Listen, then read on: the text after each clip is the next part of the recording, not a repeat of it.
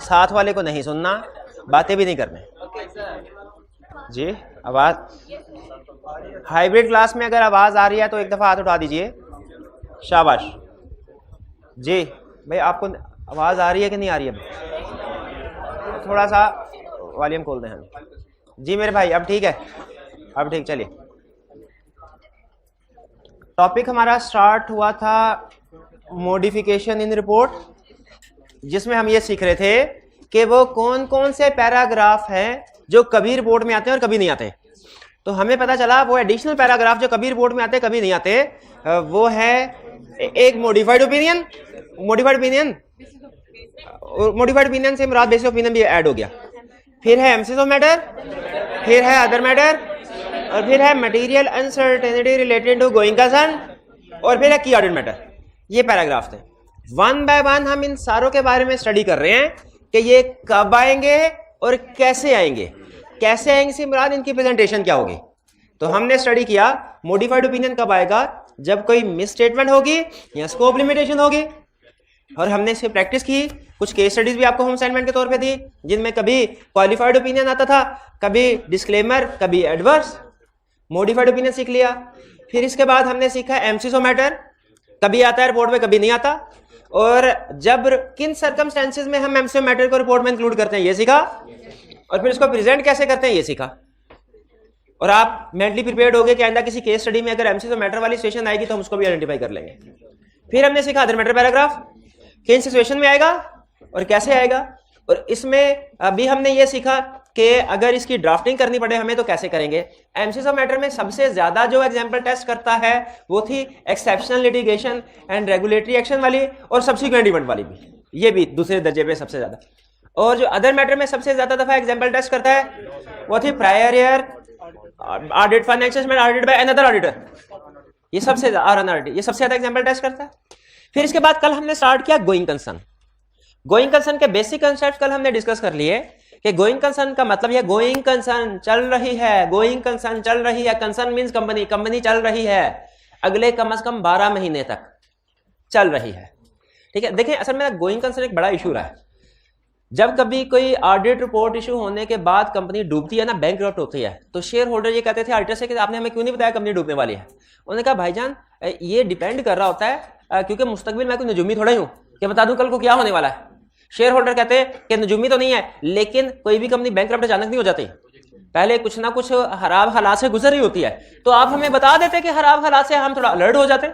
चले कंफर्म अगर आप नहीं कर सके, चले कंफर्म कर दे तो वो तो सबसे अच्छी बात। कंफर्म नहीं कर सकते, कम से कम हमें खबरदारी कर दें कि कंपनी बुरे हालात से गुजर रही है, मे भी ये डूब जाए तो आप अलर्ट हो जाए। मे भी कंफर्म नहीं कर रहा, मे भी तो आप अलर्ट हो जाए। तो शेयर होल्डर्स की हमसे ये एक्सपेक्टेशन थी कि हम कंपनी की गोइंग कंसर्न के ऊपर कमेंट करें अपनी ऑडिट रिपोर्ट में।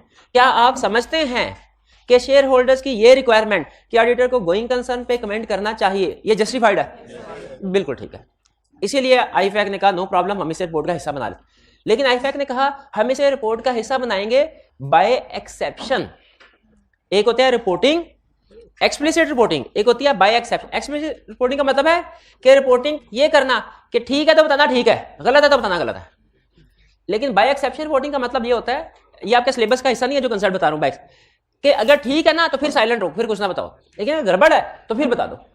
तो गोइंग कंसर्न की रिपोर्टिंग होती है बाय एक्सेप्शन। इसका मतलब क्या हुआ है कि जब कंपनी गोइंग कंसर्न होती है ना, कोई प्रॉब्लम्स नहीं होती, तो हम कुछ नहीं कहते, यानी रिपोर्ट के अंदर कोई भी चीज नहीं आती।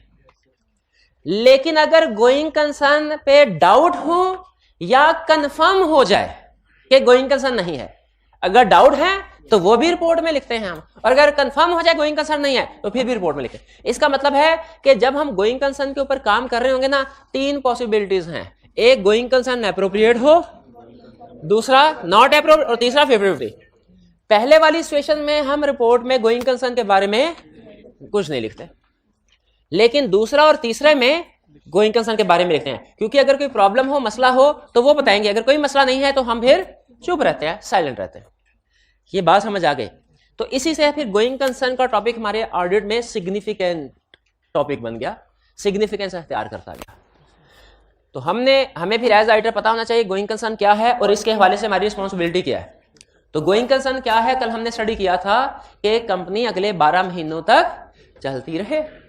हर कंपनी की मैनेजमेंट की जिम्मेदारी है जब कभी वो फाइनेंशियल स्टेटमेंट्स प्रिपेयर करने लगे, एवेल्युएट करे गोइंग कंसर्न एप्रोप्रिएट है कि नहीं है, या कि 50-50 है। ये मैनेजमेंट की बात कर रहा हूं, अभी ऑडिटर की बात नहीं कर रहा। ऑडिटर भी इन्हीं 3 लाइंस पे काम करता है, 3 ही ऑप्शन पे। लेकिन पहले मैनेजमेंट ने फाइनेंशियल स्टेटमेंट्स बनाते हुए इस चीज का ध्यान रखना है कि हमारी कंपनी गोइंग कंसर्न है या गोइंग कंसर्न नहीं है, या कि 50-50 है। अगर एंटिटी गोइंग कंसर्न हो तो फाइनेंशियल स्टेटमेंट्स बनती है गोइंग कंसर्न बेसिस पे, यानी कुछ एसेट्स कॉस्ट पे आएंगे और कुछ हो सकता है मार्केट वैल्यू पे, अगर आपने वो ऑप्शन सेलेक्ट की हुई है। और एसेट्स की क्लासिफिकेशन होगी करंट में और नॉन करंट में।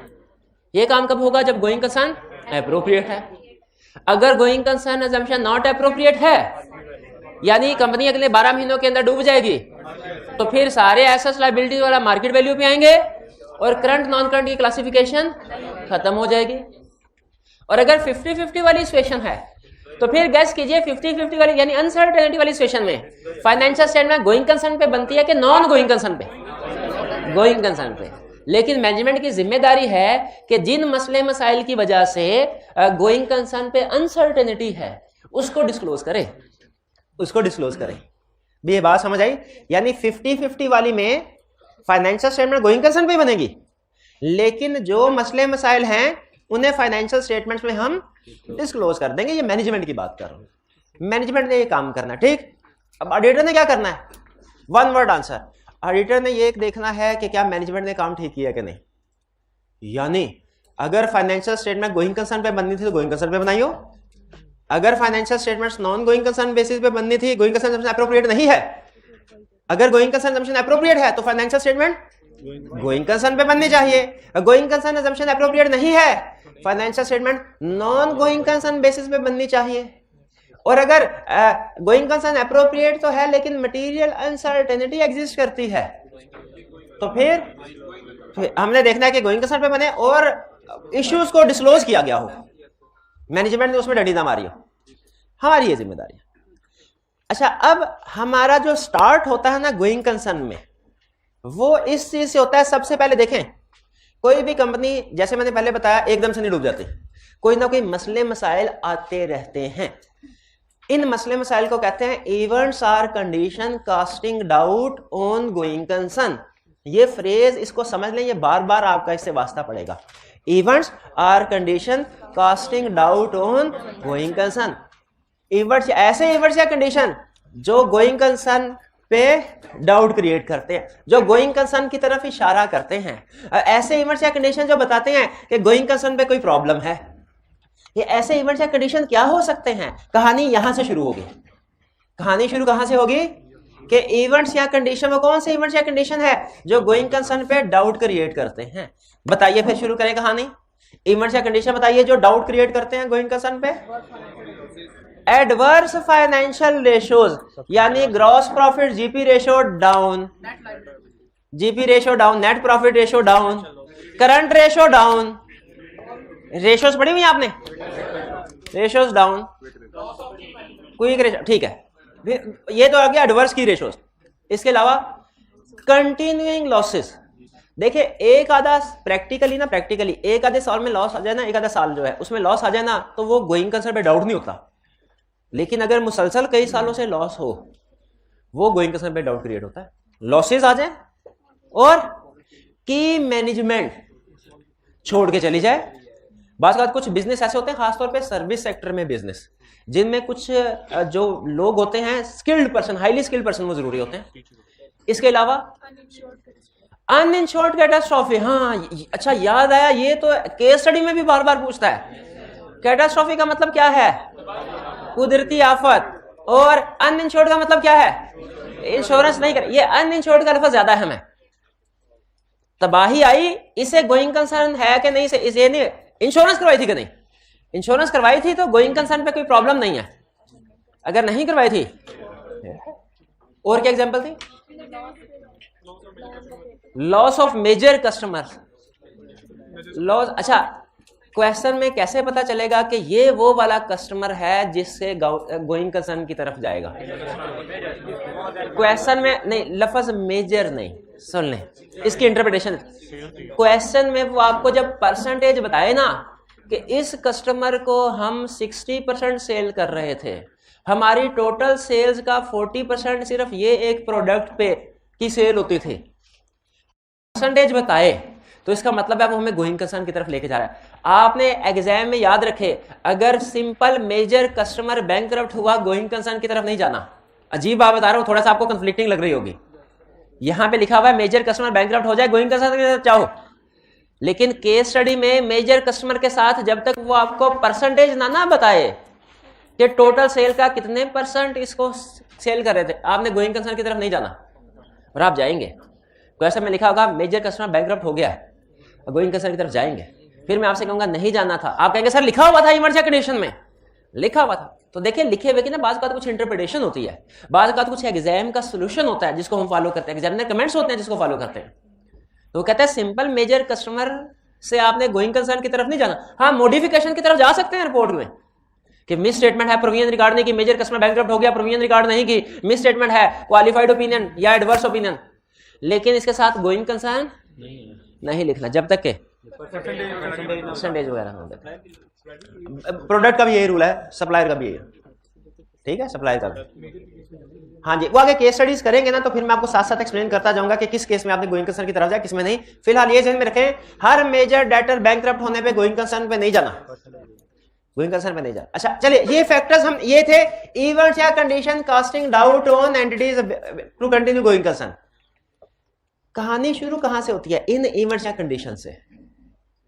अगर ये इवेंट्स या कंडीशन मौजूद हैं तो हम अपने नेक्स्ट स्टेप पे जाएंगे। अगर ये इवेंट्स या कंडीशन मौजूद नहीं है, यही पे कहानी खत्म।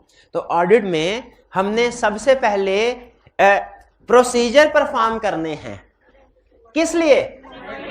To identify these events and condition, जिसकी लिस्ट दी है। ऑडिट में सबसे पहला स्टेप क्या करना है? प्रोसीजर परफॉर्म करने हैं, किस लिए? टू आइडेंटिफाई इवेंट्स जिसकी लिस्ट दी है। अच्छा बताइए, आपको कैसे पता चलेगा मेजर जो कस्टमर जो प्रोडक्ट है फ्लॉप हो गई है? कैसे पता चलेगा कि एंटिटी लॉसेस में है? कैसे पता चलेगा कि मैनेजमेंट छोड़ के चली गई है?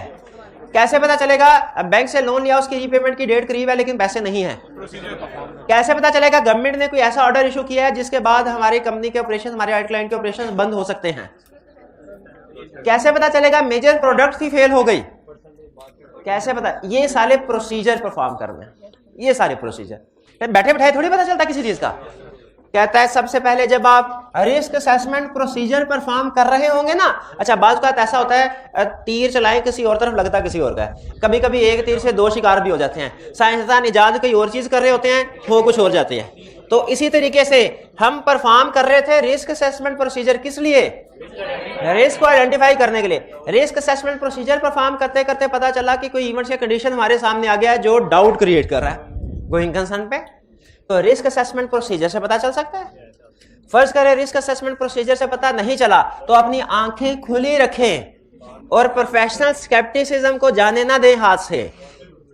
अलर्ट रहे थ्रू आउट द ऑडिट कि स्टार्ट में नहीं कोई इवेंट या कंडीशन सामने आया तो बाद में तो आ सकता है, बाद में आ सकता है। Remain alert. देखिए रिस्क असेसमेंट में भी हमने कोई मिलती जुलती बात पढ़ी होगी कि रिस्क असेसमेंट स्टार्ट में भी आइडेंटिफाई हो सकता है, बाद में भी आइडेंटिफाई हो सकता है। आपको याद है एनालिटिकल प्रोसीजर का कंसेप्ट कि जब ओवरऑल रिव्यू पे एंड पे आखिरी काम तकरीबन करने लगे थे तब भी कोई प्रीवियसली अनरिकॉग्नाइज्ड रिस्क हमारे सामने आ सकता है।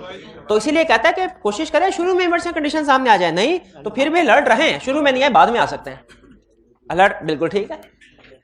फिर क्या और क्या कर सकते हैं? हम मैनेजमेंट के साथ डिस्कस कर सकते हैं। सीएफओ भैया बताइए, क्या आप एक मिनट आ रहे, क्या सीएफओ मेरे भाई मुझे बताइए, क्या आपकी कंपनी में कोई सब्सटेंशियल लॉसेस हुए हैं पिछले पीरियड में?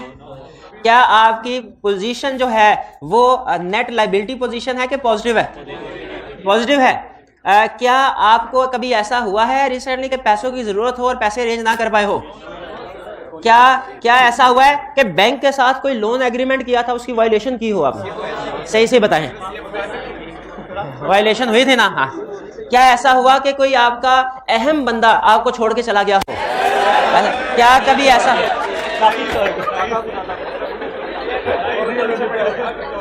ये एग्जाम्पल कुछ ज्यादा जोर से समझ आई आपको? मैं भी थोड़ी सोच में पड़ गया, गलत एग्जाम्पल तो नहीं बोल दी, फिर मुझे पता चला वाकई गलत बोल दिया। चलिए, तो समझ आ गया, समझ आना जरूरी है। चलिए, तो मैनेजमेंट के साथ डिस्कस कर लेंगे, यही इशू डिस्कस कर लेंगे। फिर इसके बाद मैनेजमेंट से पूछेंगे आपने देखे गोइंग कंसर्न की असेसमेंट करना पहले हैंड तो मैनेजमेंट का काम है ना। मैनेजमेंट से कहेंगे सर बताइए आपने असेसमेंट की है, गोइंग कंसर्न असेसमेंट की है? मैंने कहा की है, हमने असेसमेंट की है, अगले 4 महीने तक कोई प्रॉब्लम नहीं है, हम 1 लगाएंगे। क्यों? 12 महीने की असेसमेंट करनी है, 4 महीने की असेसमेंट क्या होती है? और फिर हमने देखना है कि क्या सारी की सारी इंफॉर्मेशन जो हमें पता है मैनेजमेंट ने गोइंग कंसर्न असेसमेंट में इंक्लूड कर दिया कि नहीं। हमें पता चला कि पास्ट में एक कस्टमर को 60% सेल करते थे। हमने मैनेजमेंट से कहा कि अब आपने गोइंग कंसर्न असेसमेंट किया, उन्होंने कहा किया है। हमने कहा दिखाओ कैश फ्लो फॉर कॉस्ट दिखाओ। कैश फ्लो फॉर कॉस्ट क्या होते हैं? फ्यूचर के कैश फ्लो। हमने देखा फ्यूचर के कैश फ्लोज उसी तरीके से थे जिस तरीके से पास्ट के पिछले 2-3 सालों के। तो हमें तसल्ली हो गई कि ठीक है ऐसे है। हमें तसल्ली क्यों हो गई ऐसे है? और वो पिछले सालों में तो कस्टमर था जिसको 60% सेल करते थे, अब तो बैंकरप्ट हो गया, अब तो वो छोड़ के चला गया। क्या मुझे बताइए अब इस इंफॉर्मेशन का effect cash flow for cost पे आना चाहिए कि नहीं? यही देखेंगे हम, यही देखेंगे कि क्या मैनेजमेंट ने सारी की सारी इंफॉर्मेशन जो हमें पता है अपनी असेसमेंट में इंक्लूड की है कि नहीं। मैनेजमेंट की याद रखें हमेशा कोशिश होती है, सीफैब लेवल का कंसेप्ट बता रहा हूं, छोटा सा लेकिन है कॉमन सेंस का।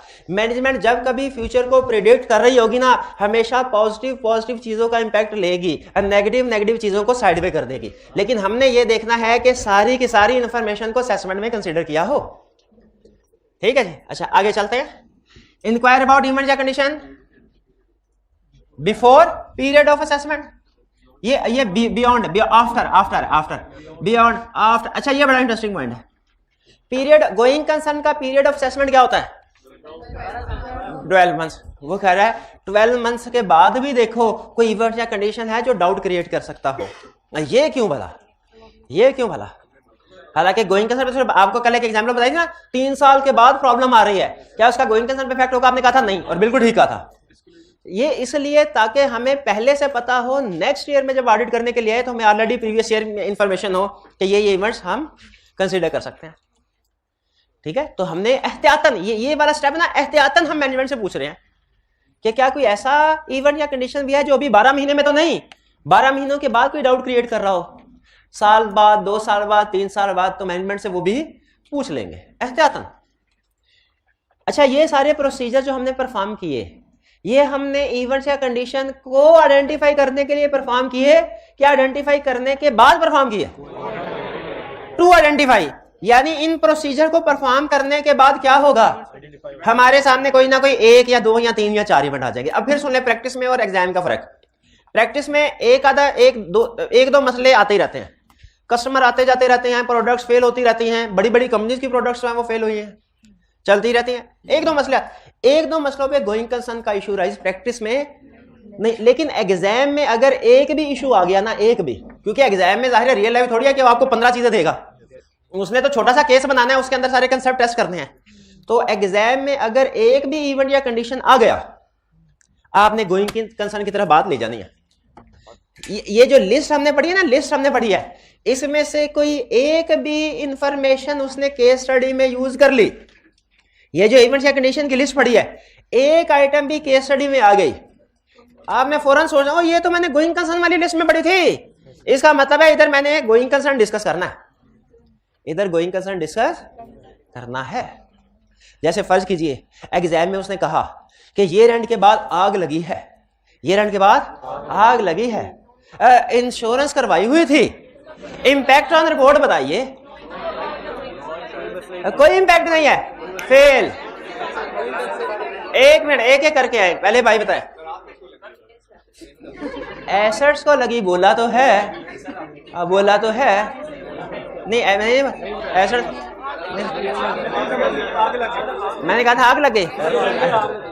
ओके, ये रेंट के बाद एसेट्स को आग लग गई। अच्छा एक मिनट ठहरे, अब ठीक है, अब आपने मुझे रोका है ना, तो ठीक है ना, अब बात आगे नहीं बढ़ेगी, लेक्चर पूरा होता है नहीं होता कोई मसला नहीं, मैंने जो सवाल आ गया वो पूछ के जाऊंगा। तीन सवाल। पहला क्वेश्चन मेरा, ये रेंट के बाद आग लगी और सारे का सारा काउंटिंग रिकॉर्ड जल गया, हाथ उठाना है। एक मिनट है, ऐसे नहीं, हाथ उठा के। अगर बोलेंगे तो फिर किसी को भी इनाम नहीं मिलना, अगर नहीं बोलेंगे तो फिर इनाम मिलेगा। ये रेंट के बाद आग लगी, impact on report record, counting record को। स्कोप लिमिटेशन है, एमसीएस ऑफ मैटर पैराग्राफ भी आएगा क्योंकि सब्सिक्वेंट इवेंट भी है। बिल्कुल गलत, फेल जी। स्कोप लिमिटेशन गलत। स्कोप लिमिटेशन अगर इफेक्ट मटेरियल हुआ तो ऐसे ही होगा जब आप पूरी बात नहीं सुनेंगे। अब सुनिए असल जवाब, सुन, ये स्कोप लिमिटेशन है अगर अल्टरनेटिव प्रोसीजर से एविडेंस नहीं मिल पाता। ये अल्टरनेटिव प्रोसीजर की बात किसने करनी थी? और ये तो रिकॉर्ड से ही अल्टरनेटिव प्रोसीजर से एविडेंस मिलेगा ना। एविडेंस, एक मिनट है रे भाई, अब आप ना बिला वजह बात को बढ़ाएंगे, हालांकि समझ आ गई बात आपको। हो सकता है इलेक्ट्रॉनिक कॉपीज हो, उनसे एविडेंस मिल सकता है। हो सकता है कुछ फोटो कॉपीज हो, कोई सप्लायर के पास जिससे खरीदा था सामान, कुछ कस्टमर के पास जिनको बेचा है सामान, हेड ऑफिस में हो। तो अल्टरनेटिव प्रोसीजर से अगर सारा रिकॉर्ड जलने के बावजूद भी अल्टरनेटिव प्रोसीजर, और याद रखिए दुनिया के हर कोई भी प्रोसीजर ऐसा जो परफॉर्म नहीं कर सके उसका अल्टरनेटिव प्रोसीजर होता है। तो ये बात लाजमी लिखनी है। और ये सब्सिक्वेंट इवेंट वाला कौन था भाई? रिकॉर्ड जला है यार, खुदा का होकर भाई, ये बात समझ आ गई। अब इसमें आपने गलती क्या की, क्या गलती की जिसकी वजह से फेल हुए? अल्टरनेटिव प्रोसीजर नहीं लिखे। अगली बात सुने, ये रेंट के बाद आग लगी, एसेट्स को इंश्योरेंस नहीं करवाई थी। बताइए ओपिनियन क्या है? एक मिनट है, क्या ओपिनियन है फटाफट बताएं।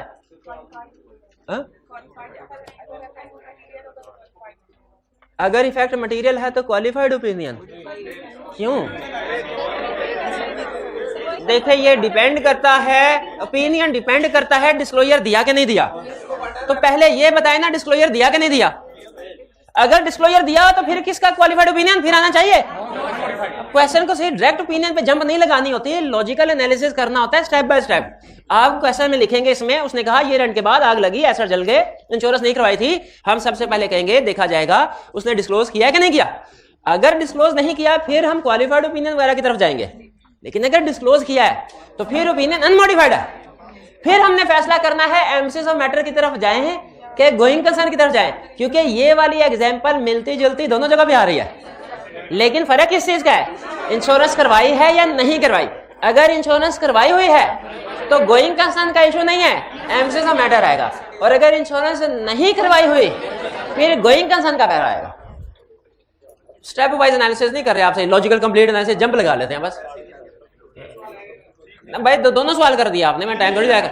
नहीं ये तीन थे ना, दूसरे में दोनों कर दिए। एक था इंश्योरेंस करवाई है और एक था इंश्योरेंस नहीं करवाई। इंश्योरेंस करवाई हो तो इंपैक्ट ऑन रिपोर्ट कुछ और है, इंश्योरेंस नहीं करवाई इंपैक्ट ऑन रिपोर्ट कुछ है। आगे चलते हैं। ये प्रोसीजर परफॉर्म करने के बाद हमारे सामने कुछ ना कुछ इवेंट्स या कंडीशन आ गए होंगे। वो लिस्ट कल पढ़ ली थी इसलिए आज नहीं लिखी। वो एक भी आ जाए एग्जाम में, अगर एक भी आ जाए तो हमने गोइंग कंसर्न का इशू अराइज कर देना है। प्रैक्टिस में नॉर्मली 2-3 इकट्ठे हों तो फिर इस तरफ जाते हैं, एक आधे इशू पे नहीं जाते। एग्जाम में एक भी इशू भी आ गया तो इवेंट या कंडीशन सामने आ गया, इवेंट या कंडीशन। अब क्या करें, कुछ मजीद प्रोसीजर परफॉर्म करने चाहिए। अच्छा मुझे ये लग रहा है ये रिलेटेड पार्टी से मिलता जुलता कंसर्न बन गया। हाँ ना, जब रिलेटेड, पहले हम प्रोसीजर परफॉर्म करते थे टू आइडेंटिफाई रिलेटेड पार्टी, वो रिस्क असेसमेंट प्रोसीजर और रिलेटेड एक्टिविटीज भूल गए। वो completeness of related party list वाला कंसर्न, पहले प्रोसीजर परफॉर्म करते थे टू आइडेंटिफाई रिलेटेड, और अगर कोई आइडेंटिफाई हो जाती थी on identifying related party, on identifying. उसी तरह मुझे बताइए यहां पे भी पहले प्रोसीजर परफॉर्म किए टू आइडेंटिफाई क्या इवेंट्स या कंडीशन। अगर आइडेंटिफाई हो गया अब क्या करने हैं, additional procedure on identifying events या कंडीशन कास्टिंग डाउट। ठीक है। अच्छा ये एडिशनल प्रोसीजर क्यों परफॉर्म करते हैं, इसकी वजह यह है कि स्टैंडर्ड कहता है मसले मसाइल हर कंपनी की जिंदगी में, हर इंसान की जिंदगी में होते हैं। ठीक है, हाँ मसले मसाइल हर कंपनी को फेस कर, लेकिन हर कंपनी नहीं डूबती। हर कंपनी नहीं डूबती, ठीक है। कुछ कंपनीज जो है उनको मैनेज कर लेती हैं, उनके पास काउंटर प्लान होता है, कुछ कंपनीज के पास काउंटर प्लान हो सकता है ना हो। जैसे फर्ज कीजिए कोई इवेंट या कंडीशन बताएं, कोई एक इवेंट या कंडीशन बताएं लॉर्ड। एसेट जल गए, अब एसेट जल गए, फर्ज कीजिए इंश्योरेंस नहीं करवाई हुई थी, अनइंश्योर्ड इवेंट या कंडीशन है। मैनेजमेंट से पूछा भाई अब तो तुम गए, उन्होंने कहा ऐसे ही गए, हमने कहा इंश्योरेंस नहीं करवाई हुई थी, उन्होंने कहा नो प्रॉब्लम, लेकिन हमारे पास सरप्लस कैश मौजूद है, हम कैश वो कैश एसेट खरीदेंगे। अगर कैश भी मौजूद नहीं है तो कहें नो प्रॉब्लम सर, हम फर्दर शेयर इशू करेंगे, हमारे पास प्लान है, प्लान बी है, क्या है, फर्दर शेयर इशू करेंगे। ये भी नहीं कर सकते सर, प्लान सी भी है, क्या, हमारी एक पेरेंट कंपनी है, होल्डिंग कंपनी, उसने कहा था कभी मुश्किल वक्त आए मुझे आवाज देना, हम उसको आवाज देंगे, वो हमें फंडिंग दे देंगे। प्लान है कि नहीं? अच्छा ओके, इसका मतलब है अगर प्लान है तो फिर इसका मतलब है इवेंट्स या कंडीशन, तो गौर से सुनिएगा, इवेंट्स या कंडीशन तो एग्जिस्ट कर रहा है, लेकिन गोइंग कंसर्न का मसला कोई नहीं है। भाई एग्री करते हैं इससे? कोई और एग्जांपल बताइए। Pending legal cases, pending legal cases जो एक मिनट, हाँ नहीं क्या बताया जल्दी जल्दी। पेंडिंग लीगल, ये तो एमसीएस ऑफ मैटर में एग्जांपल नहीं थे, एक्सेप्शन लिटिगेशन, वो एक्सेप्शन लिटिगेशन था, तो ये क्या है, वो भी पेंडिंग था। कंसेप्ट इसमें नहीं है, कंसेप्ट इसमें है, एक होती है एक्सेप्शन लिटिगेशन, अहम बड़ी अमाउंट की, कंपनी का प्रॉफिट है 1 करोड़ और वो है कोई 15-20 लाख का केस, बड़ा सिग्निफिकेंट हो गया ना, ये है एक्सेप्शनल। और प्रॉफिट 1 करोड़ का है, केस 6 करोड़ का आ गया। अच्छा, इसमें और पहले वाले केस में फर्क, पहले वाला था एक्सेप्शनल लिटिगेशन, ये वो लीगल केस है अगर कंपनी हार गई तो पैसे पे नहीं कर पाएगी, कंपनी हार गई तो पैसे पे नहीं कर पाएगी। वो मैं खबर सुना था, आपने भी शायद पढ़ी होगी, आपने तो जरूरी पढ़ी होगी। कौन से? हाँ बिल्कुल, वो कोई एक्टर था, अदालत ने कहा जुर्माना, तो उन्होंने कहा हमारे पास तो कुछ नहीं है। इस तरह का केस होना तो फिर गोइंग कंसर्न की तरफ जाना है। अगर एक्सेप्शनल केस होना यानी है तो अमाउंट बड़ी लेकिन कंपनी अदा कर सकती है, कंपनी के पास इतनी अदा, तो फिर गोइंग कंसर्न नहीं आएगा, फिर एमसीओ मैटर आएगा। अब देखें फर्क है, कुछ एग्जांपल्स आपको बजाहिर लगेगा मिलती जुलती है, एमसीओ मैटर में भी है गोइंग, लेकिन उनमें फर्क है। एक आग वाली एग्जांपल बता दी, इंश्योर्ड एंड अनइंश्योर्ड का फर्क है, और ये लिटिगेशन वाली एक्सेप्शनल। अगर केस में सिर्फ इतना बताया ना लिटिगेशन है तो आपने एमसीओ मैटर की तरफ जाना है। अगर लिटिगेशन के आगे लिख दे कि कंपनी हार गई, कंपनी के पास सफिशिएंट रिसोर्सेज नहीं है, फिर गोइंग कंसर्न की तरफ आएंगे, ठीक है। तो अच्छा, पेंडिंग लिटिगेशन है, हमने कहा भाईजान अगर हार गए आप तो गए, उन्होंने कहा नो प्रॉब्लम सर, हार गए, हमने अल्टरनेट अरेंजमेंट की हुई है फाइनेंस की। अब ये भी फाइनेंस से रिलेट कर रहा है ना, तो इसमें फाइनेंस की अरेंजमेंट कहां से हो सकती है? किसी बैंक से लोन हो सकता है, लिया हो, बात की हो, share holder fresh share capital issue करके शेयर होल्डर से पैसे इकट्ठे किए हो सकता है डायरेक्टर्स वगैरह से कोई लोन लेने की बात की हो सकता है होल्डिंग कंपनी से कोई बात की हो कि वो हमें फाइनेंसिंग कर देगी, डिफरेंट ऑप्शन हो सकते हैं। अगली एग्जांपल, कोई प्रोडक्ट जो थी सक्सेसफुल प्रोडक्ट थी वो फेल हो गई, हमने कहा भाई ये इवेंट या कंडीशन में था मेजर प्रोडक्ट, हमने कहा आप तो गए, उसने कहा ऐसे ही गए। हमने बैकएंड पे रिसर्च एंड डेवलपमेंट पे काम जारी रखा हुआ था, अनकरीब हम एक न्यू प्रोडक्ट लॉन्च करने वाले हैं जो पिछले से भी ज्यादा फीचर्स उसमें ऐड किया हमने, आप देखिएगा आने वाले वक्तों में हमारा कैश फ्लोज पहले से भी अच्छा हो जाता। भाई ऐसा पॉसिबल है कि नहीं? इसका मतलब ये हुआ, जैसे ही अहम कंसेप्ट के ऊपर आपको लारम कंक्लूजन उस लाइन के ऊपर जिसकी वजह से सारी डिस्कशन एग्जांपल दी कि जब इवेंट्स या कंडीशन आइडेंटिफाई हो जाता है हमने फौरन कंक्लूजन पे जंप नहीं लगानी, हमने पहले कुछ एडिशनल प्रोसीजर परफॉर्म करने हैं। फिर सुने, जब कभी कोई इवेंट्स या कंडीशन आइडेंटिफाई हो जाए जो डाउट क्रिएट कर रहा हो, हमने फौरन कंक्लूजन पे जंप नहीं लगानी, हमने पहले एडिशनल प्रोसीजर परफॉर्म करके कंफर्म करना है कंपनी के पास प्लान बी प्लान सी है कि नहीं और वो प्लान वर्केबल है कि नहीं।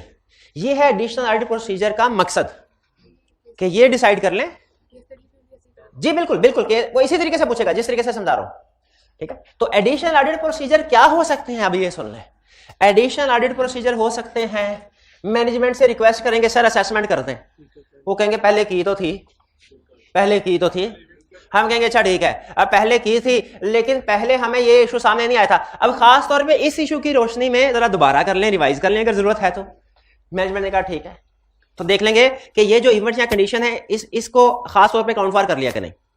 दूसरा, मैनेजमेंट से कहेंगे सर अब आपका क्या प्लान है, अब आपका क्या प्लान है इस मसले से निपटने के लिए, इस मसले, और मैनेजमेंट जो भी प्लान कहेगी उसकी फिजिबिलिटी देखनी है, वो प्लान सही है कि नहीं। जैसे मैनेजमेंट कहे सर बेफिक्र हैं, हमारी पेरेंट कंपनी ने वादा किया हुआ है कि जब कभी पैसों की जरूरत पड़ेगी दे देगी हमें कोई टेंशन ही नहीं। हम कहेंगे अच्छा वो वादा दिखाओ किधर है, कोई लेटर लिखा होगा, कोई एग्रीमेंट होगा, कोई लिखत पड़ा, किसी मीटिंग में बात हुई होगी, उसके मिनट्स दिखा दे, ये फिजिबिलिटी देखनी है। वो कहेंगे सर हम पूछेंगे 50 मिलियन का लोन लिया है, ये एंड है 31 दिसंबर, 10 जनवरी को उसकी रीपेमेंट की डेट है, आपके पास पैसे हैं पे करने के लिए? ये कहेंगे सर पैसे तो नहीं है लेकिन बेफिक्र रहें, हमने एक अल्टरनेट प्लान है हमारे पास, क्या? एक्सटेंड करवाने का हमने बात की हुई है, और वो कह रहे हैं कि हम आपको एक्सटेंड कर दें, हमारी मीटिंग होगी उसमें फैसला होगा, और ज्यादा हाँ, तो ये अभी तो कंफर्म नहीं हुआ ना, हम कहेंगे। और अगर वो कहते हैं सर उन्होंने ज़बानी कलामी ओके कर दिया हुआ है, इस पे यकीन करेंगे? नहीं। और अगर कहें सर उन्होंने लिख के दे दिया हुआ है, दिखाए, शाबाश। ये है जो भी प्लान मैनेजमेंट का है उसको वैल्यूएट करना, और ये अहम है। क्यों अहम है ये बाद में बताऊंगा। मैनेजमेंट के आपको एक चीज बताता हूं, स्टैंडर्ड ना एक सीफैप लेवल पे एक बात लिखता है, वो कहता है अगर कंपनी के पास सफिशिएंट कैश है ना, सफिशिएंट कैश है तो समझ लो उसे गोइंग कंसर्न का कोई इशू नहीं है। जिसके पास कैश है उसका सारा बिजनेस भी तबाह बर्बाद हो जाए ना, वो फिर से खड़ा कर लेगा क्योंकि उसके पास कैश है। इसीलिए सबसे गोइंग कंसर्न को असेस करते हुए सबसे अहम जो एविडेंस होता है ना, कैश फ्लो फॉर कॉस्ट, कि फ्यूचर में कंपनी कहीं से कैश इकट्ठा कर पाएगी कि नहीं कर पाएगी। और इसमें जैसे मैंने आपको बताया मैनेजमेंट ने हमारे सामने कैश फ्लो फॉर कॉस्ट तो रखेगी, लेकिन उसमें जो डाटा है वो इतना रिलायबल नहीं होगा, जो अजम्पशंस है वो न्यूट्रल नहीं होंगी, वो फेवरेबल अजम्पशंस होंगे। यानी मैनेजमेंट ने कैश फ्लो फॉर कॉस्ट बनाते हुए नेगेटिव चीजों को इग्नोर कर दिया होगा और पॉजिटिव को ऐड। तो मुझे बताइए क्या हमें गोइंग कंसर्न कोई इवेंट या कंडीशन अगर सामने आ जाए, एडिशनल प्रोसीजर परफॉर्म करते हुए सबसे अहम चीज किसके ऊपर फोकस करना है? Cash flow for cost. जिसका बताया था ना कोई लीगल केस है तो उसमें सबसे अहम चीज क्या होती है? लॉयर का रिप्लाई।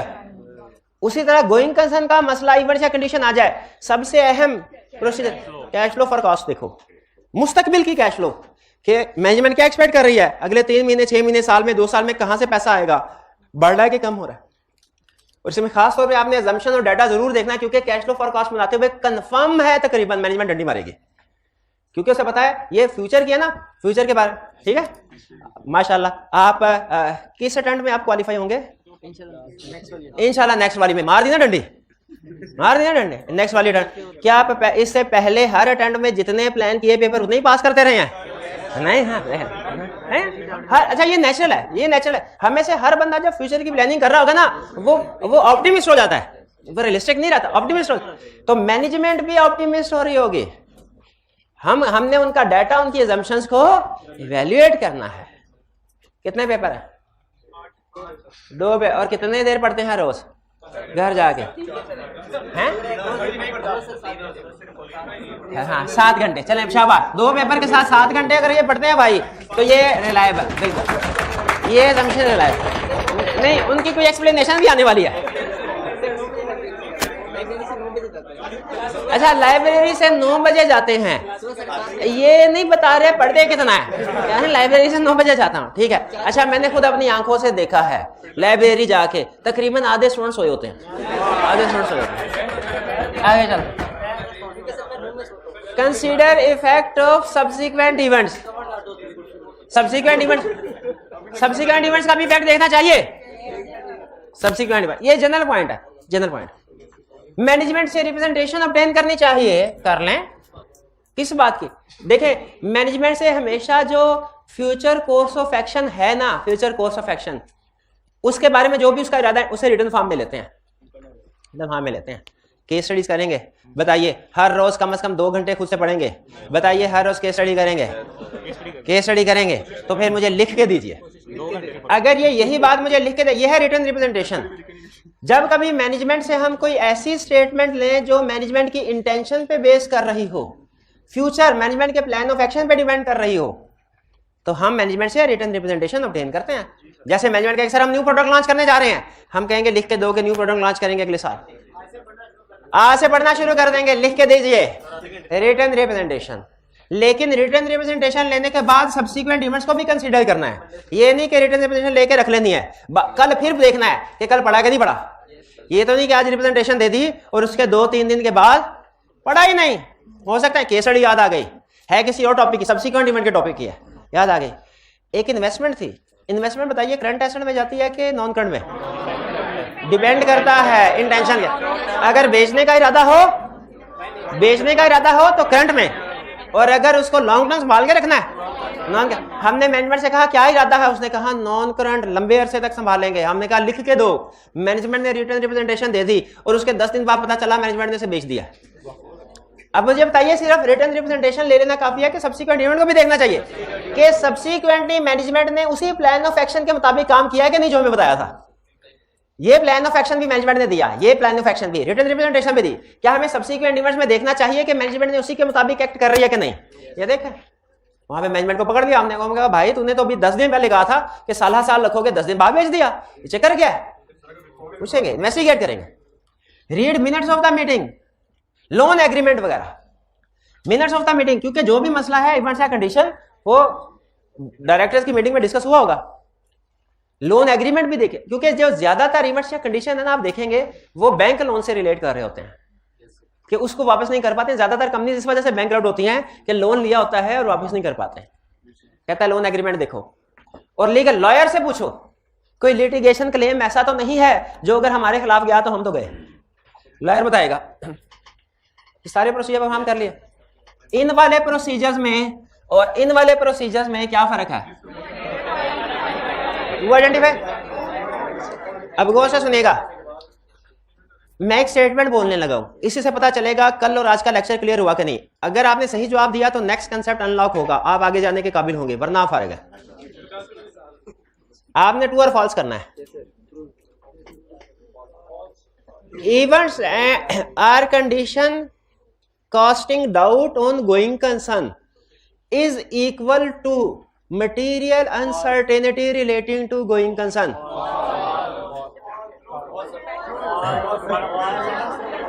फिर से सुन ले।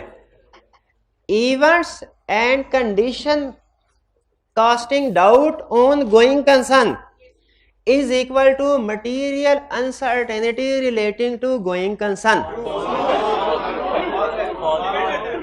चेंज करता, थोड़ा सिंपल कर देता हूं आपके लिए, थोड़ा।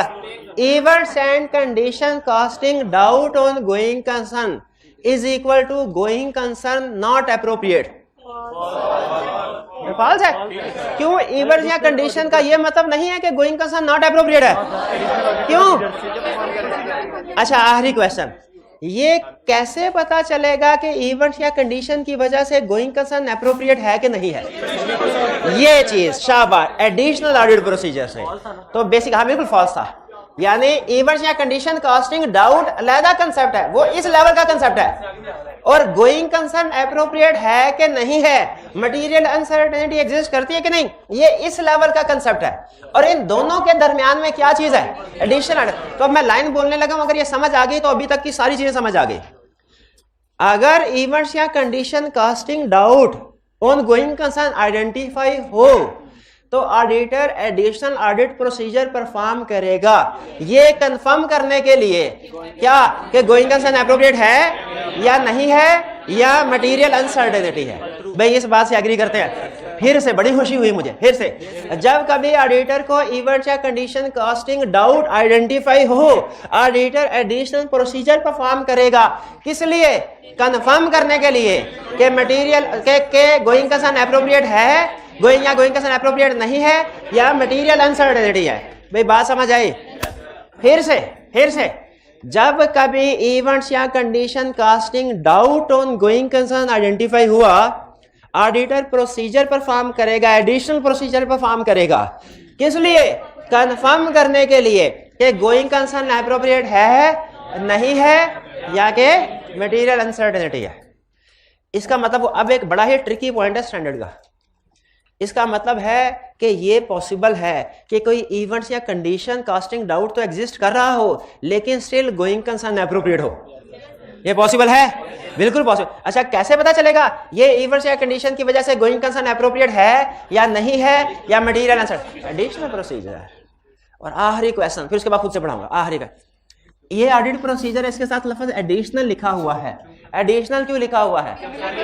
शाबाश, क्योंकि इससे पहले हम प्रोसीजर्स टू आइडेंटिफाई परफॉर्म कर चुके हैं, तो इसके बाद चूंकि ये प्रोसीजर परफॉर्म कर रहे हैं इन तो ये एडिशनल है। भाई क्लियर हो गया? चलिए, अब हमने अभी तक ये पढ़ लिया कि क्या प्रोसीजर परफॉर्म करने हैं इवेंट्स या कंडीशन को आइडेंटिफाई करने के लिए। अगर इवेंट्स या कंडीशन आइडेंटिफाई हो जाएं तो क्या प्रोसीजर परफॉर्म करने हैं? कंफर्म करने के लिए। क्या कंफर्म करने के लिए? क्या कि गोइंग कंसर्न एप्रोप्रिएट है या गोइंग कंसर्न एप्रोप्रिएट नहीं है, या एप्रोप्रिएट है but material uncertainty exist. Material, इसका मतलब है जब हम ये प्रोसीजर परफॉर्म कर चुके होंगे ना, हमारे सामने तीन में से कोई एक पॉसिबिलिटी होगी। या तो गोइंग कंसर्न एप्रोप्रिएट है, या गोइंग कंसर्न नॉट एप्रोप्रिएट है, या मटेरियल अनसर्टेनिटी एग्जिस्ट कर रही है। बताइए, यहां पे मेरे साथ है? समझ आ रही है? अब आते हैं उस कंसेप्ट की तरफ जो एग्जाम में पूछेगा। उस इम्प्लीकेशन ऑन रिपोर्ट। शाबाश, इम्प्लीकेशन ऑन रिपोर्ट। कौन सी इम्प्लीकेशन? पहले आप भी छोड़ता हूं, पहले समझाओ। गोइंग कंसर्न एप्रोप्रिएट है। ओपिनियन कौन सा? Unmodified opinion. लेकिन अच्छा, स्टैंडर्ड ना एक कंसेप्ट देता है, कहता है जब तक आप अपने घर वालों को जाके बताएंगे नहीं ना रोज का रोज कि आज मैंने इतना पढ़ा, 2 घंटे काम किया, आज मैंने ये क्वेश्चंस किए, तो उनका माइंड वो एक्सेप्ट नहीं करेंगे कि आप पढ़ते हैं। बताना पड़ता है। बता, अपने घर वाले नहीं मानते कि हम पढ़ते हैं जब तक उन्हें बताए ना। तो क्या शेयर होल्डर मानेंगे कि ऑडिटर काम करता है? वो कहेंगे क्या काम करता है? ये एक सभा है और इसके ऊपर साइन करता है, और क्या करता है? बैक एंड पे पता नहीं क्या दिन रात खून पसीना एक किया किसी को नहीं। एक बात याद, मेरा एक दोस्त था, सच्ची बात है, एक दिन मुझसे उधार मांगने लगा, नहीं जिंदा है। एक दिन मुझसे उधार मांगने के लिए आया, तो दोस्त आपको पता है घूमते फिरते रहते हैं, तो मैं उसके साथ ट्रांजैक्शन बैंक ही करता रहता था। तो एक दिन उधार, मैंने कहा यार उधार कितना उधार? उसने उधार हैवी अमाउंट से।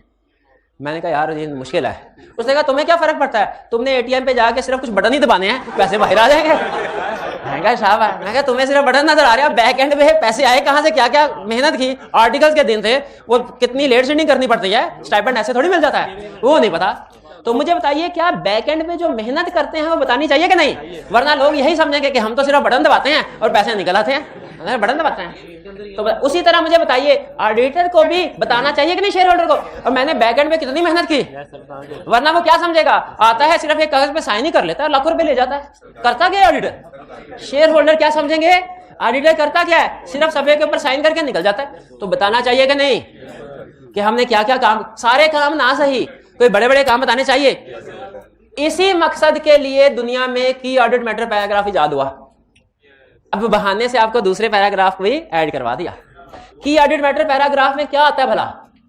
जो ऑडिटर बड़े बड़े प्रोसीजर परफॉर्म करता है, इसका मकसद सिर्फ एक है दुनिया में, ताकि बाकी लोगों को पता चले कि हमने सिर्फ साइन नहीं करने होते, हम काम भी करते होते हैं, हम काम भी करते हैं। तो मुझे बताइए, ये इवेंट्स या कंडीशन आइडेंटिफाई हुए, इसके बाद हमने एडिशनल प्रोसीजर परफॉर्म, खुद सोच के बताएं ये आसान काम है, ये कैश फ्लो आसान काम है, तो बताने चाहिए कि नहीं यूजर्स को कि हमने ये काम। अच्छा, हालांकि बाद में निकला कुछ नहीं, हमें निकला कुछ नहीं, लेकिन हमारे तो प्रोसीजर परफॉर्म हो गए ना, हमारी तो लेट सेटिंग हो गई, हमने तो दिन रात करके काम करना पड़ा।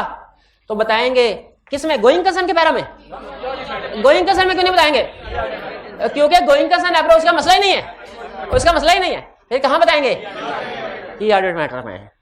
और की ऑडिट मैटर में, की ऑडिट मैटर का मकसद यही होता है बताया जाए, सिर्फ साइन नहीं करते हम, काम भी करते हैं, काम भी करते हैं। आगे चलते हैं, अनमोडिफाइड ओपिनियन प्लस की ऑडिट मैटर के, इसे बात करते कैम बोलते हैं, कैम, हाँ काम, काम, काम जो काम किया, शाबाश, अच्छा कंसर्ट काम किया ऑन इवेंट या वो लिखेंगे, की ऑडिट मैटर में इंक्लूड करें।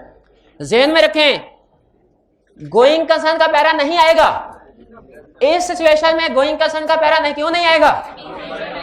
मसला ही नहीं है गोइंग कंसर्न का, गोइंग कंसर्न अनसर्टेनिटी नहीं है, आपको याद है रिपोर्ट में जो पैराग्राफ आता है गोइंग कंसर्न का नाम क्या होता है? Material uncertainty related to going. तो जब कोई मटेरियल अनसर्टेनिटी है ही नहीं तो पैरा आएगा? फिर क्या आएगा? की ordered matter.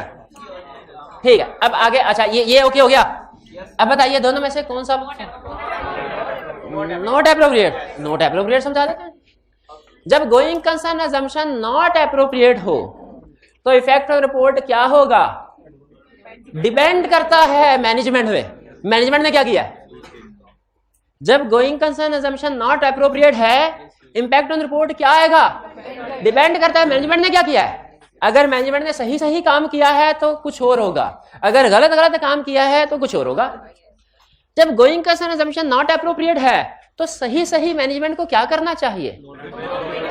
Financial statement prepare करनी चाहिए नॉन गोइंग कंसर्न बेसिस पे। फाइनेंशियल स्टेटमेंट्स प्रिपेयर करनी चाहिए नॉन गोइंग कंसर्न बेसिस पे। नॉन गोइंग कंसर्न बेसिस को अल्टरनेट बेसिस भी कहते हैं, लिक्विडेशन बेसिस भी कहते हैं, ब्रेकअप वैल्यू बेसिस भी कहते हैं।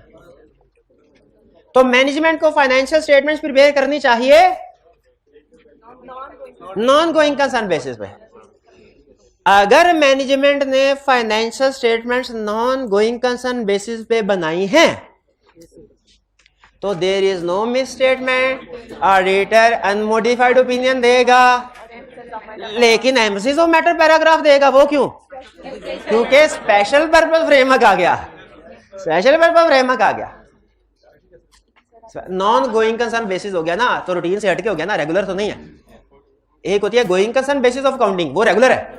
Non going concern basis of counting regular नहीं है, वो स्पेशल है। स्पेशल। और अगर मैनेजमेंट ने फाइनेंशियल स्टेटमेंट गोइंग कंसर्न पे बनाई है तो फिर ये मिस स्टेटमेंट है। अगर इसका इफेक्ट अगर मगर नहीं करनी, इसका सीधा इफेक्ट ही परवेसिव होगा। सारी फाइनेंशियल स्टेटमेंट ही उड़ गई है। तो एडवर्स ओपिनियन। स्टूडेंट कहेगा सर गलत पढ़ाया आपने, मैं नहीं मानता इस कंसेप्ट को। मैंने कहा फिर से सुन ले क्या कंसेप्ट समझाया। मैंने ये समझाया है कि अगर going concern assumption not appropriate है, समझाए ना हमें प्लीज, हमें भी समझाया करें।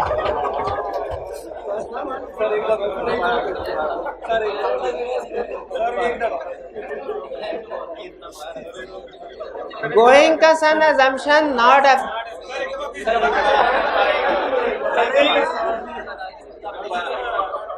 मुझे ना वैसे दो हुए याद आ गए, लेकिन 5 मिनट एक्स्ट्रा बैठना पड़ेगा। आईकॉम में था मैं, तो मेरी काउंटिंग अच्छी थी, उस वक्त अच्छी होती थी। क्योंकि उस वक्त की काउंटिंग भी अच्छी होती थी जो आईकॉम में पढ़ा। तो मैं एक स्टूडेंट को समझाता होता था क्वेश्चन, मुझे आज तक याद है। उसके मार्क्स एक पेपर हुए, मेरे मार्क्स आए 78, उसके आए 92। अच्छा, मुझे अपने का जो दो दुख साथ सो था, उसका दुख मुझे ज्यादा था।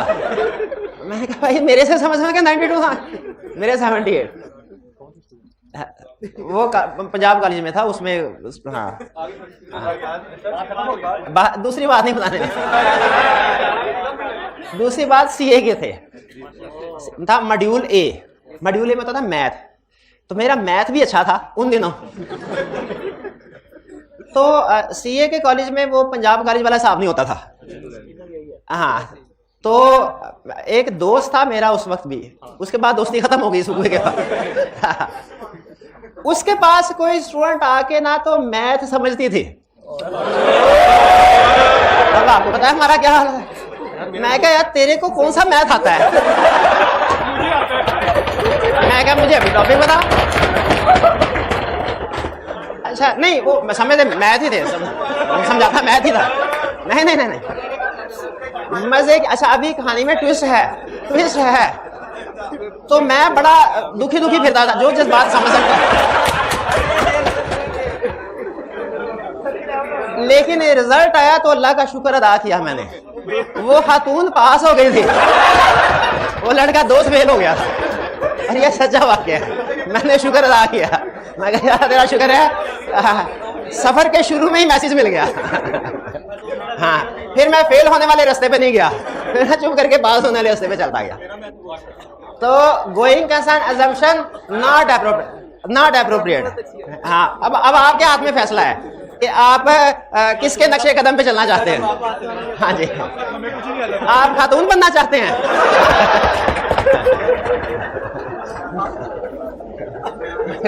नहीं, अच्छा फैसला। आगे चल। तो going concern assumption not appropriate है। हमने मैनेजमेंट से कहा नॉट अप्रोप्रिएट है। स्टूडेंट कहने का सर सही नहीं पढ़ाया। मैंने कहा कैसे, एक दफा फिर से सुन लो। Going concern assumption not appropriate है। देखेंगे मैनेजमेंट ने फाइनेंशियल स्टेटमेंट किस बेस पे बनाई है। अगर नॉट अप्रोप्रिएट है ना, और financial statements non going concern basis पे ही बनाई है, तो ये मिस स्टेटमेंट नहीं है, एग्री करें, अनमोडिफाइड ओपिनियन आएगा। लेकिन चूंकि जो basis of preparation of financial statement normal नहीं रही, वो नॉन गोइंग कंसर्न बेसिस बन गई है, तो स्पेशल पर्पस फ्रेमवर्क के रूल के मुताबिक एमसीक्यू मैटर आएगा। ये साइड पे हो गया। और अगर गोइंग कंसर्न नॉट